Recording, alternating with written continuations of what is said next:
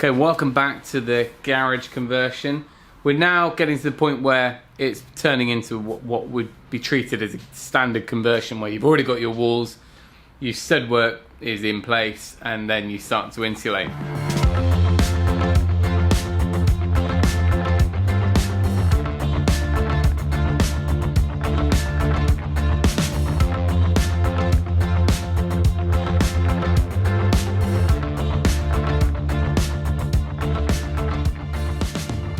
It has been raining outside, so some of them have got a little bit of water on, so I'm just kind of drying them off. It's not an issue, it's just on the foil, but I'd rather do that than trap any moisture in the wall. And we'll get around to those boards tomorrow. So I ordered a huge amount of insulation, maybe 100 boards, and like I did with the loft conversion, I used a company that specialises in kind of seconds and stuff that's come back from sites or just clearance insulation. It's all the same U value, they just might be a bit shorter, the boards, or they might be slightly mixed. So if you've got room in your project to tweak and work with what you get, then you can save a lot of money. I usually, well, both batches I've saved about £1,000, so it's not to be sniffed at. It always comes within a week, and it's well worth doing. I'll put a link down to their website, and I think they've got an eBay page as well. So I bought a mixed bunch of 25mm and 30mm boards. Now, the 25mm I got 50 sheets of it, so I need the 25mm for the ceiling and for the walls on the inside of the studs. And you'll see that when I come to fit them. But I also need about 50-60mm minimum between our studs for the walls, which gets us to a point where we're at a good enough U value for a renovation. I'm not too concerned here because it's outside of the house envelope anyway. When we did the loft, we really maxed out. We had 150mm of this stuff in the walls, which was crazy. Whereas down here we've got about half that. So I basically need to use 2 boards within the studs and 1 board over the studs. Just having a quick play around down, and I've done 1 sheet already. I've taken the 30mm sheets and I've stuck them together with contact adhesive. Not too much, but just a quick spray, and it's bonded them pretty well, and providing they're dry, I think that'll work well, and I can't see them going anywhere, and it's really just a light fixing to hold them together once they're in, but it means we can cut them together as one. So that gives us our 60mm between the studs, and then we'll have an additional sheet over the top. That's enough of the theory. Time to get on with the insulating.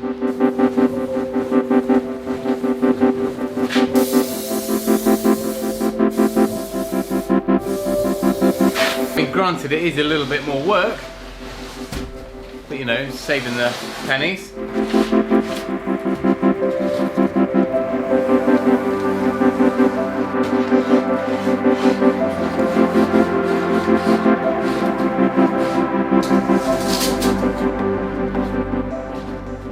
Comes to cutting the boards, everyone's got their own methods, I'm sure. Usually, if it's small sections, I use a tape measure to mark it. Long sections, I just use a pencil or a pen, a Sharpie, and make some marks, and then use a straight edge. But I'll show you both methods.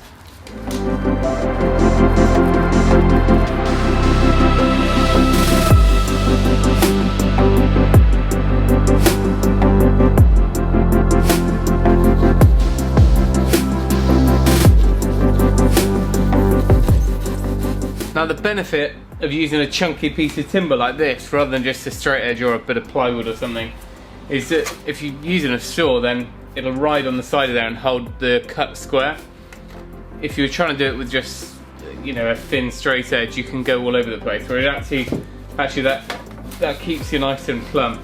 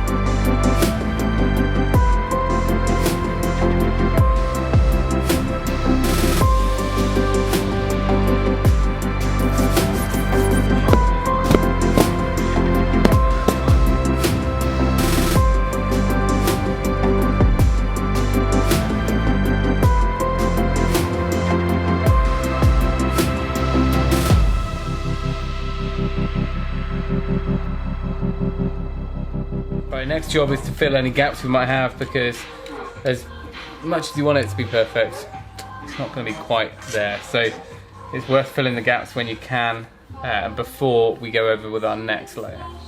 And another thing, do yourself a favour and get yourself a gun grade rather than just this aerosol spray, because it's just, in the long run, you'll appreciate it. It's a bit of an outlay to start with, but actually in the end, you're not wasting half bottles all the time, and you can control it so much better.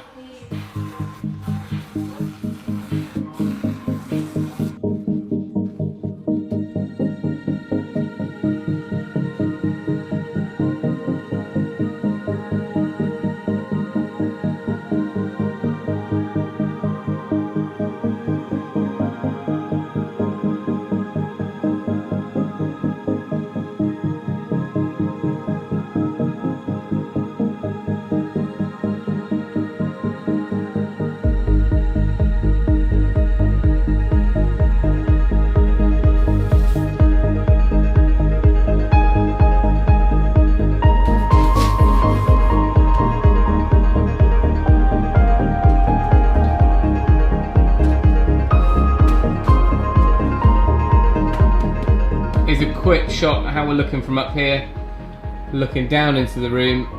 So it's a mishmash of brands, but we're pretty much flush all the way around, and I've insulated around this door opening, around the window, and then the next layer will go over the top of everything, and we'll end up with a giant silver spaceship room.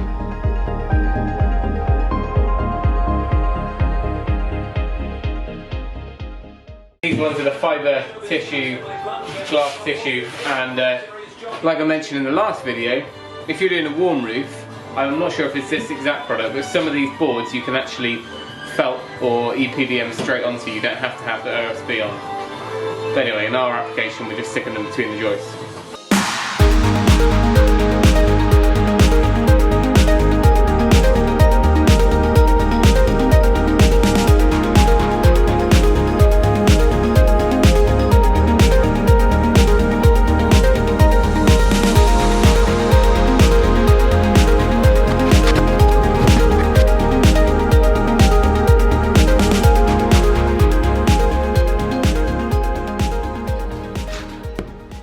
Right, we are a few days on now, and I've just been doing little bits here and there, but it's time to kind of catch up on the insulation side of things and then get ready for plasterboarding. So I've rejigged the window opening. I've gone and bought a second-hand window off eBay. It's only a year old. It came out of a renovation where they've decided to put an extension in.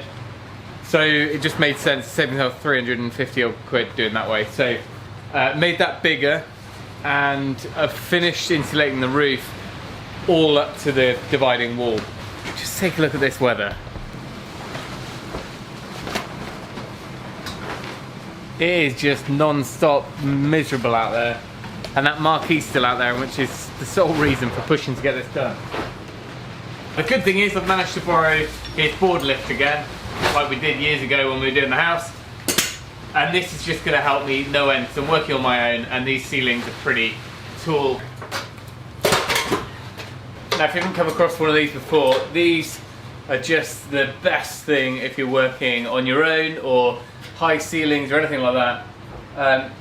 You kind of, if you've ever plasterboarded a ceiling before, you'll know all about propping stuff up with big timbers or holding it up with a broom, and this kind of does all that safely. So it's, even if you can't borrow one off someone, just look into hiring one, because it's cheaper than falling off a ladder, breaking your leg.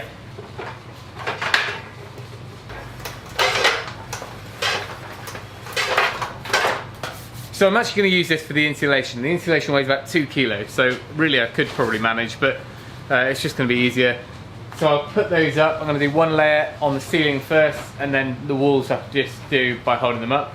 And then I'll go and pick up the plasterboard, and that's when this will really come in to its own. The benefit of using plasterboard separately from your insulation, rather than just buying the stuff that's bonded together, is that you can stagger the joins, which just is a little bit of a benefit there. So it means we can put our layer of insulation up, then we can use the metal, the aluminium tape, silver tape, over all the joints. We've got that perfect vapor barrier everywhere, all kind of joined up. and then we can go ahead and put the plasterboard on. You can use battens between the insulation and plasterboard, which is actually a really good way to go, especially if you're running cables in there. I don't need to do that really. I've only got a single big light fixing here, and the walls, I did think about doing it, but you lose a little bit of the room, and again, not a huge benefit for this situation. But otherwise, if you can run all your pipes, insulation, pipes, cabling, and all that sort of stuff in that service void, it's perfect. It's all on the inside of your insulation envelope. So with the insulation, there's no need for them to fall on the joists, on the edges, because actually, like I said, I want to stagger all the joins. And how I'm fixing them up, when we did the loft conversion, I used a special washer, which is a really thin washer made for it, and it's countersunk for the head. But I've just bought some penny washers, like M5 penny washers, with a drywall screw in there. They're pretty flush, and actually by the time you screw them up into the insulation, it domes in a little bit, and it's absolutely fine. So that'll hold it up, and 4 of those in each sheet, he says. Hopefully it'll stay up.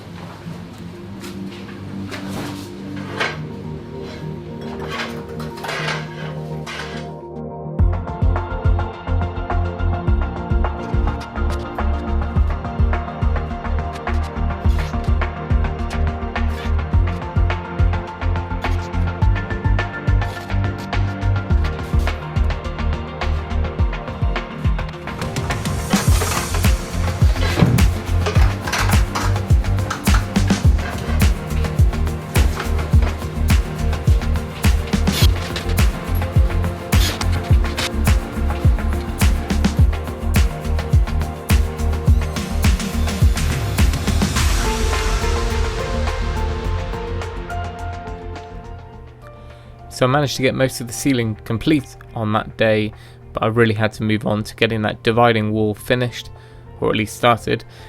And at this point I'd already booked the plasterer. So I had a 3-day limit to finish the whole room ready and boarded. So this is the stud wall which will divide the large room down the bottom from the utility, and within that utility area where the boiler is, there will be further walls to create a bathroom area in there.